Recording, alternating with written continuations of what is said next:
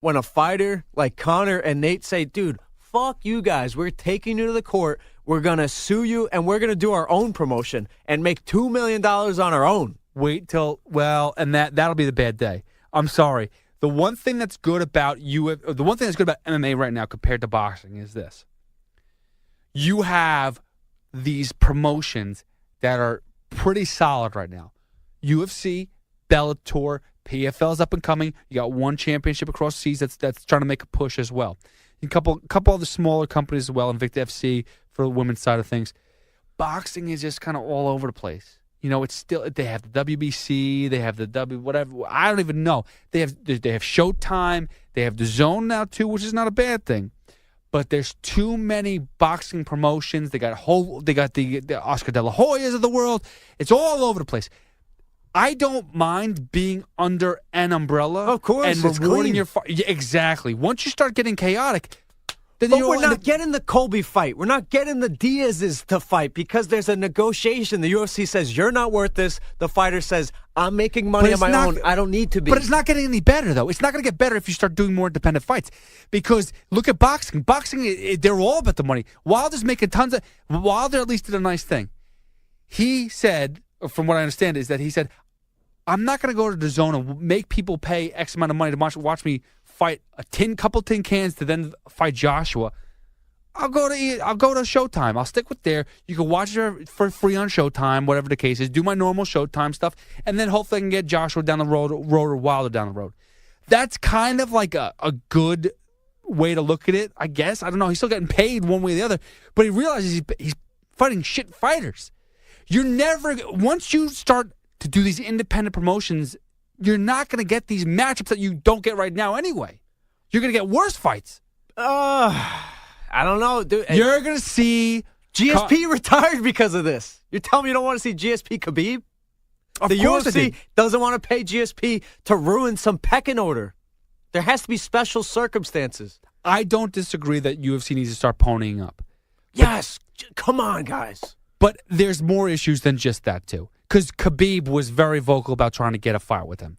And and if that's the case, they could have made it happen. They could have. I don't care. I don't think UFC's saying, listen, that's like, Is Dana White blowing smoke up her ass? He says, I don't know if GSP can make the weight. If he does make the weight and he wins, is he going to ruin the division? Like, is that a real thought that this guy's like losing sleep over? That's like saying, Bryce Harper was never, couldn't go to the Yankees because of $5 million or $10 million. We've seen that before. It's ridiculous though. It's the fans lose out. If UFC is doing that to themselves, that's ridiculous. I believe it, man. I believe Dana White was truly freaking pissed when this guy Colby Covington, who was knocked off his title fight against Tyron Woodley, would have been an amazing promotion. That could have been the headliner over Joan Smith. Honestly, more attention would have been on Colby and Tyron Woodley. Dana White is not happy when this disgruntled fighter is filming him at a blackjack table. That was like a face like, dude, I will break your fucking phone. Wait. Dana White Instagram retweeted, I'm ready to make the second ever MMA trade. I think 3 hours after that video. So are you telling me that I don't care about Covington. He's fine. I don't hate the guy. Well, that's actually what he said about Askren. But you're telling me that Dana, when he said, if you're not ready to fight, I'm just going to move on, is a crock of shit? Because that's basically what he said. He's like, dude, Covington said he wasn't ready, so we're going to move on from him. Yes, it is a crock of shit. It means that he didn't want to pay Covington his due. And that he felt like, Covington, dude, I'm giving you up the opportunity. You jump on it. Covington's like, whoa. Like, I can have some power now. He's not at the put your company on the mat level, the canvas like Conor. But he has some power. UFC is at the point where they're kind of at that, like, top heavy. That the roof is about to blow up.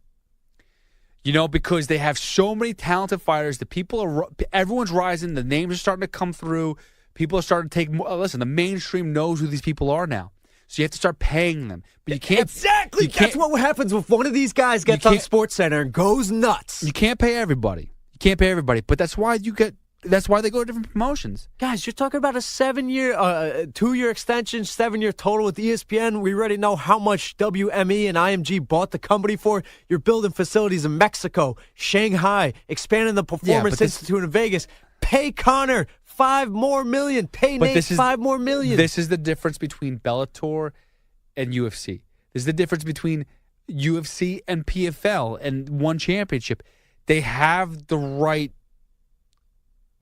paperwork. They have the right map in front of them. They know which way to go. They know what works. They don't need to do anything different. They don't, because they have the ratings. Bellator does not have the ratings. PFL does not have the ratings. UFC has the ratings. Boxing doesn't even have the ratings that the UFC currently have right now. Okay? I don't care what anybody says. I'm not saying that boxing is dead, but if you're looking at top fights, boxing, yeah, okay, they're up there with UFC fights. But for majority, everyday fights, UFC does fucking great. Dude, I'm with you. If you ask me if I got to see Nick Diaz versus Colby Covington in some offshore freaking some island fight, it's a real thing. It is island fight. Some I think fight it's the 54 in Iceland.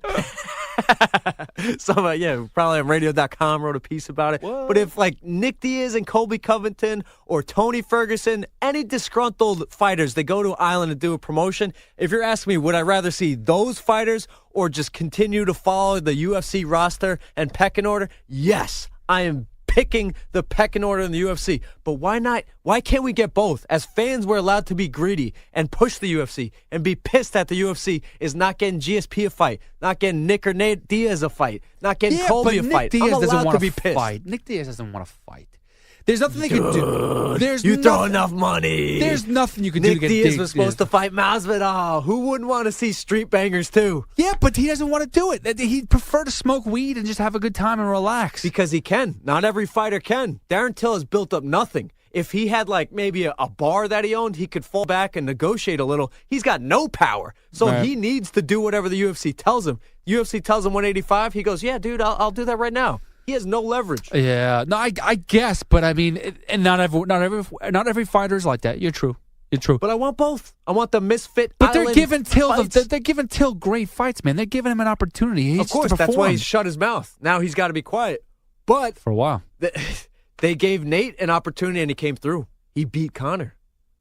And then he helped the pay-per-views. He ramped up the second one. And now he wants to get paid like $500,000. Not $500,000, $100 million. They gave Colby, what an idiot, if that's true. No, he wanted. I forgot what the fight was, but he wanted like upwards of $20 million for something. They're sending Colby mixed signals. They give him the fight against RDA, a co-main event, interim title. They bring him to the White House. He's like, yeah, I got some power. I'm feeling good. That's like us. If our company tweets us out, yeah, we're feeling good. We're feeling a little oomph.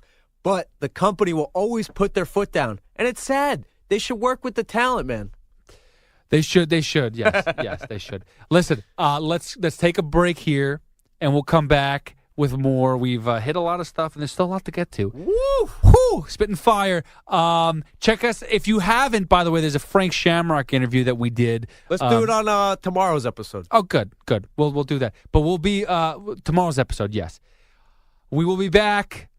Check us out outside the cage. He's Ike Feldman. I am Pete Hoffman. See ya!